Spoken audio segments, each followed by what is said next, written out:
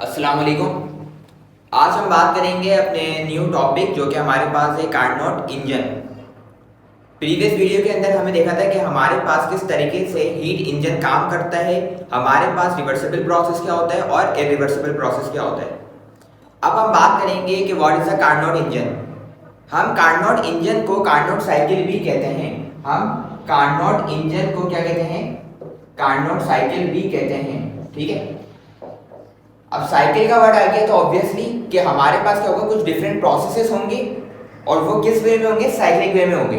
Repeat करते रहेंगे एक दूसरे को। सर मतलब ये कि मेरे पास सिंपल ये एक पिस्टन बना हुआ है, इसके बाद एक प्रोसेस होगा जिसमें से पिस्टन ऊपर गया, फिर पिस्टन ऊपर गया, एंड देन क्या होगा, हमारे पास कंप्रेस हो गया इधर, एंड देन दोबारा कंप्रेस होगा। जब दोबारा कंप्रेस होगा तो इसकी जो इनिशियल पॉइंट था, इनिशियल पॉइंट क्या था सर? ये वाला, और फाइनल ये रहा।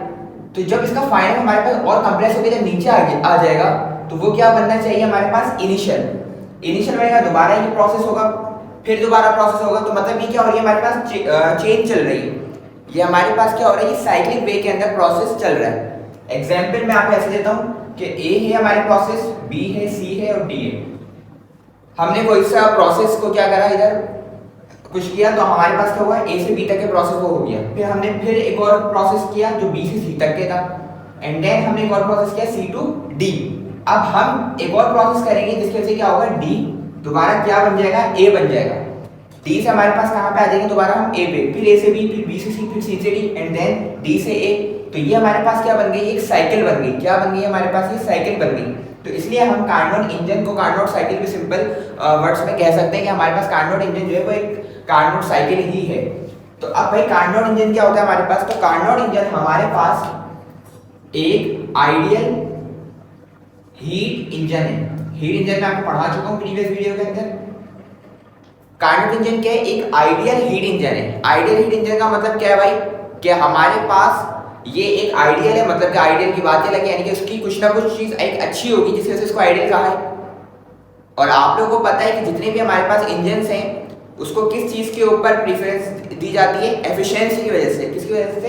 एफिशिएंसी की वजह से। तो इसकी जो एफिशिएंसी होगी वो हमारे पास क्या होनी चाहिए? मैक्सिमम होनी चाहिए। क्या होनी चाहिए? मैक्सिमम। तो कार्नोट इंजन एक हमारे पास आइडियल हीट इंजन है जो कि साइक्लिक वे के अंदर हमारे पास काम करता है, और उसकी जो है हमारे पास क्या होनी चाहिए? मैक्सिमम एफिशिएंसी होनी चाहिए हमारे पास। तो ऐसे इंजन को हम नाम देते हैं कार्नोट इंजन का। तो कार्नोट इंजन क्या है? एक आइडियल हीट इंजन है जो कि ऑपरेट करता है हमारे पास। एक और वर्ड सुनिए, जो कि ऑपरेट करता है हमारे पास, जो कि ऑपरेट हमारे पास करता है बिटवीन टू टेम्परेचर्स। ये याद रखिएगा, दो टेम्परेचर के ऊपर ये हमारे पास क्या करेगा?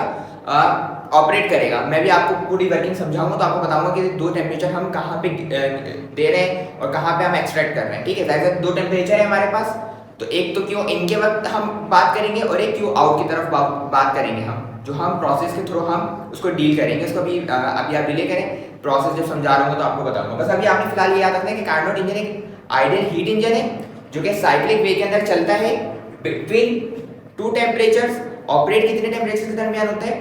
दो टेम्परेचर के दरमियान। और उसकी क्या होनी चाहिए? Efficiency maximum. तो ऐसे इंजन को हम नाम देते हैं कार्नोट इंजन। तो कार्नोट इंजन की डेफिनेशन क्या हुई? Carnot engine is an ideal heat engine which operate, जो कि ऑपरेट होता है between two temperature in a cyclic way, जो कि क्या हो? साइक्लिक वे के अंदर हमारे पास काम करता हो, और उसकी एफिशिएंसी जो हो वो क्या हो? And have maximum possible efficiency. उसकी जो एफिशिएंसी होनी चाहिए वो क्या होनी चाहिए? मैक्सिमम होनी चाहिए हमारे पास। तो ऐसे हीट इंजन को नाम देते हैं हम कार्नोट इंजन। तो कार्नोट इंजन हमारे पास क्या है? एक आइडियल हीट इंजन जो कि ऑपरेट होता है दो टेम्परेचर्स के दरमियान इन अ साइक्लिक वे, और उसकी हमारे पास जो एफिशिएंसी होनी चाहिए वो होनी चाहिए मैक्सिमम। तो ऐसे इंजन को हम नाम देते हैं कार्नोट इंजन। तो कार्नोट इंजन तो सिंपल ही हो गया हमारे पास। फिर आप लोग हेडिंग डालेंगे पेपर के अंदर, फिर आप कंस्ट्रक्शंस लिखेंगे, वो बेसिक कंपोनेंट लिखेंगे, construction and then working. Working अभी मैं आपको समझाता हूँ, पर वर्किंग से ज़्यादा जरूरी है कि भाई हमें क्या पता होना चाहिए कि हमारे पास कंपोनेंट्स कौन से हैं जो कि हम इसमें इस्तेमाल करेंगे। फॉर एग्जाम्पल, अगर आप लोगों को सोलर लगाना है अपने घर पे तो उसके लिए आपको क्या चाहिए? डिफरेंट कंपोनेंट्स चाहिए होंगे। ठीक है, सबसे पहले सोलर प्लेट चाहिए होगी आपको। ठीक है, अब सोलर प्लेट आपने लगा दी उस, मगर जब तक ये सनलाइट उस पर नहीं पड़ेगी जब तक कोई फायदा ही नहीं है। तो आप क्या करते हैं? आप छत के ऊपर लगाते हैं सोलर प्लेट्स को, ताकि क्या हो? सनलाइट उसको एक्सेस कर सकती हो। यानी आप सोर्स प्रोवाइड कर रहे हैं। सोर्स क्या प्रोवाइड कर रहे हैं? सनलाइट।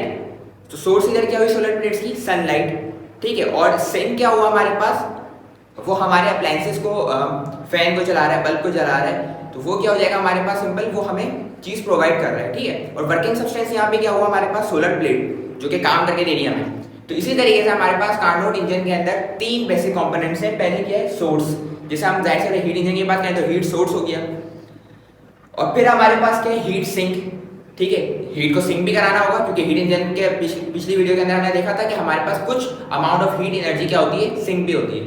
एंड देन हम बात करेंगे वर्किंग सब्सटेंस। वर्किंग सब्सटेंस हमारे पास कुछ ना कुछ होगा ऑब्वियसली, तो उसके ऊपर हम बात करेंगे। 3 चीजें हमारी इंपॉर्टेंट है, number 1 heat source, number 2 heat sink, and third one is working substance. अब हम बात कर लेते हैं वर्किंग की, कि भाई हमारे पास वर्किंग किस तरीके से होती है। काफी बच्चों को ये कार्नोट इंजन बहुत मुश्किल लगता है, समझ में आता, रट्टा मार के चले जाते हैं कुछ बच्चे। तो भाई मैं कोशिश करूंगा ताकि आप लोगों के फिंगर टिप्स पे ही आ जाए कार्नोट इंजन, ताकि आप लोगों को कोई इशू ना हो। सिंपल बात याद रखो कि कार्नोट इंजन जो है हमारे पास 4 प्रोसेस के ऊपर डिपेंड करता है। कितनी? 4 प्रोसेस के ऊपर डिपेंड करता है, सिर्फ 4। शुरू के 2 जो होंगे वो होंगे एक्सपेंशन, और बाद के जो 2 होंगे वो क्या होंगे हमारे पास, कंप्रेशन। फिर बोल रहा हूं, 2 शुरू के एक्सपेंशन, बाकी 2 कंप्रेशन। तो पहला प्रोसेस मैं नाम लिख देता हूं। पहला जो होगा मेरे पास आइसोथर्मल एक्सपेंशन होगा हमारे पास। मैंने आपको बताया पहला वाला एक्सपेंशन होगा, 2 वाले, तो आइसोथर्मल एक्सपेंशन होगा। दूसरा भी हमारे पास एक्सपेंशन ही होगा, पर उसको हम नाम क्या देंगे, एडियाबैटिक एक्सपेंशन। Adiabatic expansion. और जो तीसरा हमारे पास है, मैंने आपको बताया बाकी जो 3 और 4 होंगे वो क्या होंगे, कंप्रेशन होंगे। तो इसको मैं नाम दे देता हूं आइसोथर्मल कंप्रेशन। और जो लास्ट है हमारे पास वो भी क्या है, एडियाबैटिक कंप्रेशन।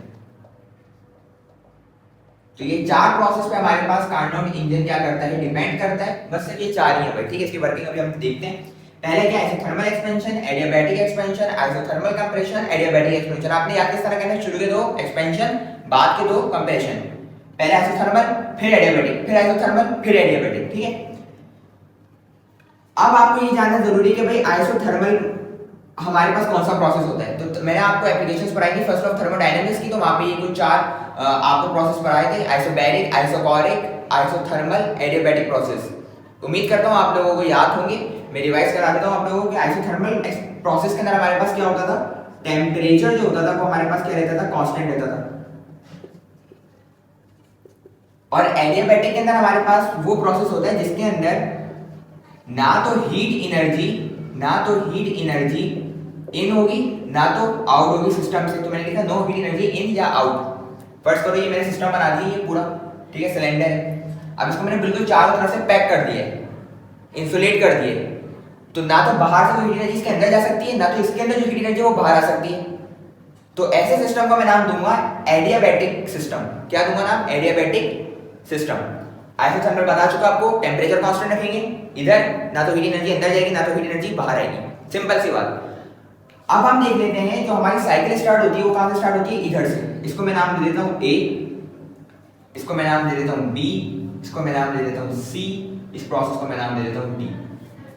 फिर हम डी से दोबारा ए पे आएंगे। किस तरह आएंगे अभी मैं आपको बताता हूं। एक और चीज याद रखें, इसमें क्या लिखा हुआ है, आइसोथर्मल। आइसोथर्मल कहां लिखा हुआ है सर, आइसोथर्मल इधर लिखा हुआ है, आइसोथर्मल इधर लिखा हुआ है। यानी टेम्परेचर कांस्टेंट रहेगा, पर हम इधर से हीट एनर्जी तो प्रोवाइड कर सकते हैं। तो जो मेरे पास पहला प्रोसेस होगा ए के अंदर, उसके अंदर जो मेरे पास जो बेस होगी, उसको मैं क्या ले लूंगा, कंडक्टिंग। क्या लूंगा, कंडक्टिंग बेस लूंगा। क्या लूंगा, कंडक्टिंग। कंडक्टिंग का मतलब यहां से मैं हीट एनर्जी को इन करवाऊंगा, यहां से मैं हीट एनर्जी को क्या कराऊंगा, इन कराऊंगा। तो इधर मैं लिख देता हूं सिंपल Q1। Q1 मतलब जो हीट एनर्जी आप इस सिलेंडर में क्या करा रहे हैं, इन करा रहे हैं। और ये किससे कराएंगे, हीट सोर्स से। अब वो हीट सोर्स आपका कुछ भी हो सकता है, ठीक है। आपने फ्लेम जला दिया और आपने क्या करा, इसको हीट एनर्जी प्रोवाइड करी, जिसको हमने नाम दे दिया Q1 का। अब हम देखते हैं आइसोथर्मल कंप्रेशन में भी मैंने आपको बताया कि हम क्या करेंगे, यहाँ से जो हीट एनर्जी होगी ड्यू टू कंप्रेशन, कंप्रेस जैसे करेंगे इसके अंदर हमारे पास जो वर्किंग सब्सटेंस होगा वहां से हीट एनर्जी हमारे पास रिलीज होगी। तो इधर भी हमें क्या करना पड़ेगा, जो बेस होगी ना उसको क्या करना पड़ेगा, आपको उसको क्या करना पड़ेगा, सिंपल आपको कंडक्टिंग बनाना पड़ेगा, ठीक है। तो मैं लिख देता हूं कि जो बेस है मेरे पास, ब्लू से मैंने सिंपल कर लिया, ये हमारे पास होनी चाहिए, कंडक्टिंग होनी चाहिए, तो सर एडियाबैटिक में क्या होगा, मुझे खुद बताओ। ना तो हीट एनर्जी इसके अंदर इन हो सकती है, ना तो आउट हो सकती है। ठीक है, तो बताओ क्या मेरे पास बेस जो है इन दोनों की, क्या वो कंडक्टिंग होनी चाहिए, इंसुलेटिंग होनी चाहिए? सर बिल्कुल इंसुलेटिंग होनी चाहिए। क्यों? क्योंकि इंसुलेटिंग होगी तो ही हमारे पास ना तो वो चीज़ अंदर जा सकती है, ना तो बाहर आ सकती है हीट एनर्जी।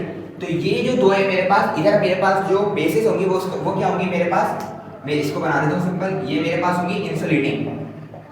क्या होंगी मेरे पास? इंसुलेटिंग। आप लोग कहोगे सर जो वॉल्स है और ये जो इसका ऊपर का सरफेस है वो भाई बिल्कुल बंद रहेगा, ठीक है, उसकी टेंशन नहीं लो, वो तो है इंसुलेटिंग। मैं सिर्फ बात किसके कर रहा हूँ, मुझे बेस के ताल्लुक रखना है, बात खत्म, बाकी सब पैक है, ऑलरेडी पैक है।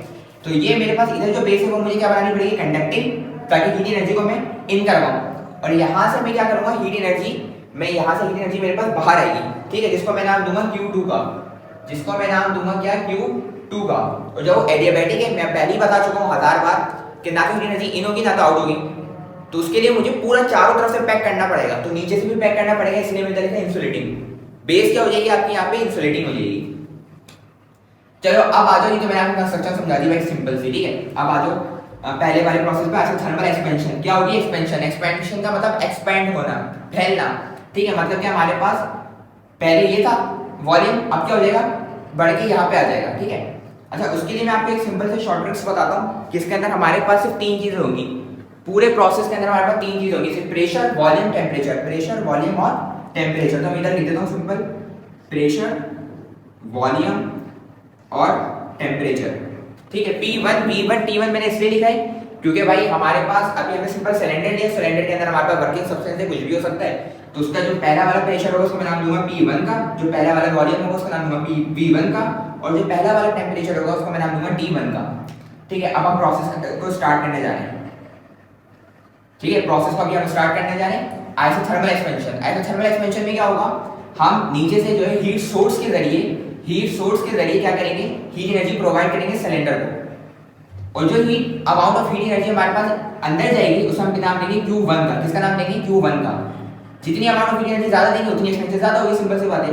पर यहाँ पे क्या होगा, टेम्परेचर कांस्टेंट रहेगा। टेम्परेचर क्या रहेगा, कांस्टेंट। मुझे बताओ, ये वॉल्यूम है हमारे पास, इधर से बढ़ के हमारे पास वॉल्यूम कितना हो जाएगा, हमारे पास वॉल्यूम कुछ इतना हो जाएगा, ठीक है। ये वॉल्यूम इधर था और ये क्या हुआ हमारे पास, ये ऊपर आ गया, पिस्टन हमारे पास ऊपर आ गया। सर क्यों आया, क्योंकि आपने क्या करा, इसको amount of heat energy provide करी, टेम्परेचर कांस्टेंट था, at the cost of internal energy इसने क्या कर दिया, वर्क डन।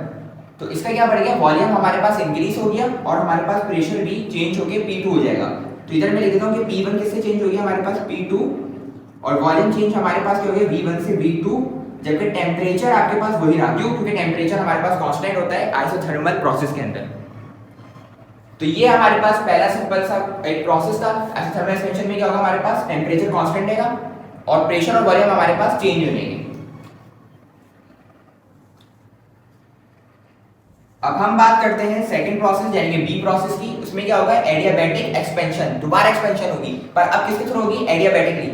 यानी कि मैंने नीचे क्या कर दिया, इसको पैक कर दिया। अच्छा मेरी बात सुनो, इधर हमारे पास क्या था, ये हमारे पास कंडक्टिंग था, ठीक है। तो लोड इसके ऊपर था कि नीचे से लोड आ रहा है और ये ऊपर हमारे पास एक्सपेंड कर रहा है, ठीक है। अब जब इसको नीचे से बंद कर दिया तो इसके अंदर क्या होगा, हमारे पास लोड थोड़ा सा हमारे पास डिक्रीज होगा। जब लोड डिक्रीज होगा तो प्रेशर क्या होगा, यहाँ पे प्रेशर हमारे पास क्या होगा, कम हो जाएगा। जब लोड डिक्रीज होगा हमारे पास तो क्या होगा, हमारे पास प्रेशर डिक्रीज होगा। जैसे ही प्रेशर डिक्रीज होगा तो आप लोगों को पता है अकॉर्डिंग टू बॉयल्स लॉ कि volume is inversely proportional to the pressure.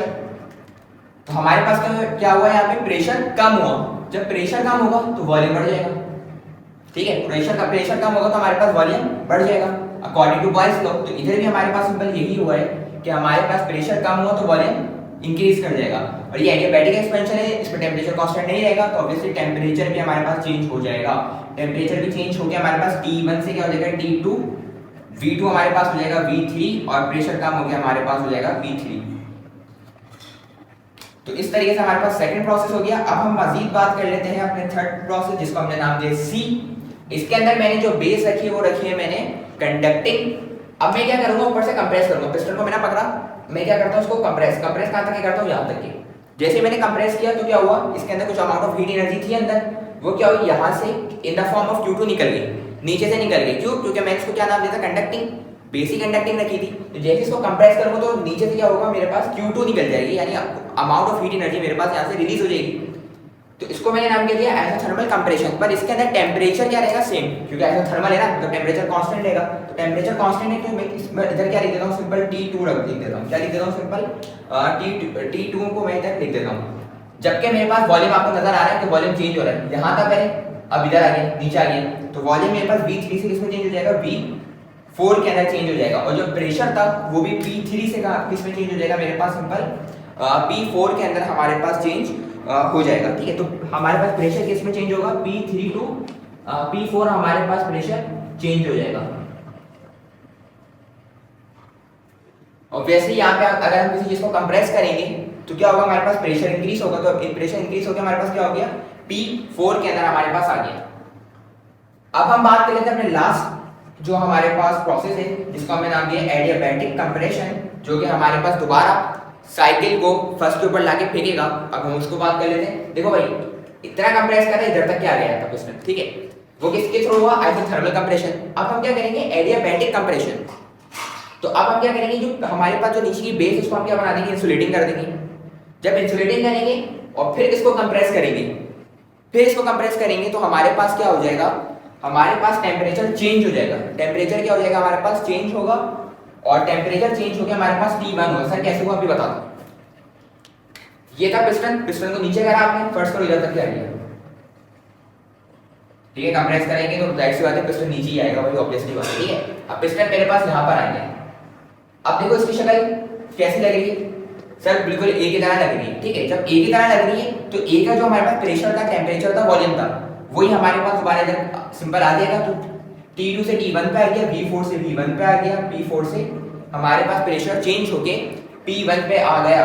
यानी कि जहां से कहानी शुरू हुई थी दोबारा वहीं पे आ गई। तो मतलब हमारे पास ये दोबारा इधर आ गया, ठीक है। उसके बाद दोबारा प्रोसेस होगा थर्मल एक्सपेंशन, फिर ये हमारे पास ये तीनों चीजें ये चेंज हो जाएंगी। फिर हमारे पास एडियाबैटिक एक्सपेंशन होगी, तो ये चीजें हमारे पास वेरिएबल्स वेरिएट करेंगी। फिर हमारे पास आइसोथर्मल कंप्रेशन होगा तो हमारे पास दोबारा चेंजिंग आएगी। देन हमारे पास एडियाबैटिक कंप्रेशन होगा तो हम वापसी आ जाएंगे।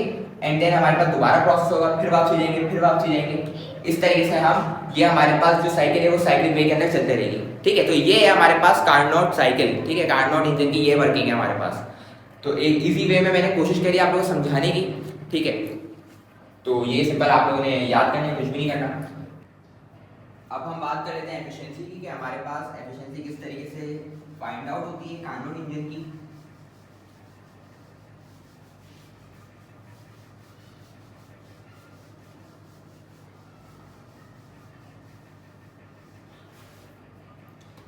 एफिशिएंसी का सबसे पहले अगर हम बात करें एफिशिएंसी की, तो एफिशिएंसी का हमारे पास जो फॉर्मूला होता है वो क्या होता है, हमारे पास उसको हम शो करते हैं n से। और हमारे पास जो एफिशिएंसी इक्वल होती है वो क्या होती है, the ratio between output to the input is called efficiency. तो मैं क्या लिखता हूँ, आउटपुट अपॉन इनपुट हमारे पास क्या होती है, सिंपल एफिशिएंसी होती है। किसी भी हीट इंजन का जो आउटपुट होता है, अगर पहली वीडियो देखी है आप लोगों ने हीट इंजन की तो आप लोगों को पता होगा आउटपुट क्या होता है हमारे पास, वर्क डन। तो मैंने लिखा वर्क डन W। इनपुट क्या होगा, याद करो पहले प्रोसेस के अंदर मैंने क्या दी थी, हीट एनर्जी प्रोवाइड करी थी, जिसको हमने नाम क्या दिया था, Q1 का। तो मेरे पास क्या हो जाएगा, सिंपल Q1। और वर्क डन किसके बराबर होता है हमारे पास, Q1 माइनस Q2 के। तो अब हमारे पास W की जगह क्या आ जाएगा, Q1 माइनस Q2। तो मैं लिखूंगा efficiency is equal to Q1 minus Q2 divided by Q1। LCM break कर दो, मतलब Q1 के नीचे भी Q1 है और Q2 के नीचे भी आपके पास Q1 है। Q1 से Q1 कैंसिल हो गया, तो इधर बचा 1 माइनस Q2 अपॉन Q1। तो ये एफिशिएंसी का आपके पास फॉर्मूला आ गया। और एक और चीज, अगर मैं टेम्परेचर बढ़ा दूं, टेम्परेचर यानी कि T1 बढ़ा दूं तो Q1 बढ़ जाएगा, और अगर मैं T2 बढ़ा दूं तो Q2 हमारे पास क्या हो जाएगा, बढ़ जाएगा। मतलब सिंपल एक रिलेशन बता रहा हूँ, T1 टेम्परेचर, ठीक है, जो आप इनपुट दोगे ये किसके डायरेक्टली प्रोपोर्शनल है, Q1 के। और T2 किसके डायरेक्टली प्रोपोर्शनल होता है, Q2 के। सिंपल ये याद कर लो, डायरेक्टली प्रोपोर्शनल होगा। तो मैं Q2 की जगह क्या लिख सकता हूँ, T2, और Q1 की जगह क्या लिख सकता हूँ, T1। तो अगर हम बात करें इन टर्म्स ऑफ टेम्परेचर, अगर हम टेम्परेचर के तौर पे बात करें, ये फॉर्मूला आपके न्यूमेरिकल्स में यूज होगा, तो देख लें। तो क्या हो जाएगा मेरे पास formula 1 minus T2 upon T1।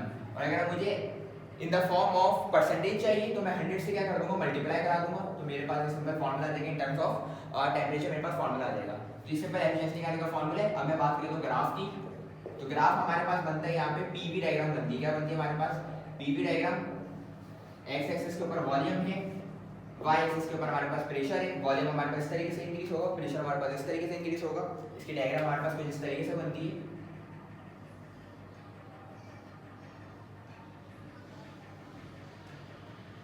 ये हमारे पास ए पॉइंट है, ये हमारे पास बी पॉइंट है, ये हमारे पास सी है, एंड देन हमारे पास ये फाइनली डी पॉइंट है। ठीक है।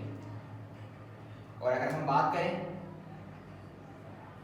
तो ये मेरे पास इधर आ रहा है और ये हमारे पास इधर आ रहा है, बी इधर आ रहा है और सी हमारे पास इधर आ रहा है। ठीक है। अब बात सुनो, मैंने याद करो क्या बताया था पहले, ए से बी में क्या होगा? पहले वाले प्रोसेस में एक्सपेंशन, और कौन सी एक्सपेंशन थी? आइसोथर्मल। तो मैं इधर लिख देता हूं आइसोथर्मल, आइसोथर्मल प्रोसेस, यानी कि एक्सपेंशन। देखो एक्सपेंशन हो रही नहीं हो रही, एक्सपेंशन मतलब वॉल्यूम बढ़ेगा तो एक्सपेंड होगी कोई चीज। तो ए था, ए पे वॉल्यूम कम है, ए पे वॉल्यूम कम है। अब देखो बी के ऊपर हमारे पास वॉल्यूम ज्यादा हो गया, तो मतलब ए से बी तक के हमारे पास एक्सपेंशन हुई है। कौन सी हुई है? Isothermal expansion. अब बी से सी में बात करो, दूसरा प्रोसेस, उसमें भी मैंने एक्सपेंशन बताई थी। उसमें मगर एक्सपेंशन किस टाइप की थी? एडियाबैटिक। तो मैं इधर लिखूंगा एडियाबैटिक एक्सपेंशन, एडियाबैटिक एक्सपेंशन। आप लोग पूरा लिख लीजिएगा। अच्छा, अब हम बात करें सी से डी तक के, जो थर्ड वाला था उसमें क्या था हमारे पास? आइसोथर्मल कंप्रेशन, जो आप कंप्रेस कर रहे थे तीसरे पार्ट में। तो देखो कंप्रेस का मतलब वॉल्यूम हमारे पास कम हो रहा है, वॉल्यूम हमारे पास क्या हो रहा है? सिंपल कम। तो इधर आप लोग लिख दो सिंपल आइसोथर्मल। और हमारे पास जो लास्ट था उसके अंदर हमारे पास क्या हो रहा था? उसमें दोबारा कंप्रेस हो रहा था। देखो इधर है वॉल्यूम अब और कम हो गया, जिसको मैं नाम दूंगा एडियाबैटिक। अब प्रेशर के उसमें देख लो, पहले वाले में प्रेशर हमारे पास क्या है? बहुत ज्यादा। पहले वाले में प्रेशर हमारे पास क्या है? P1 ज्यादा था। फिर क्या हुआ? प्रेशर हमारे पास कम हुआ।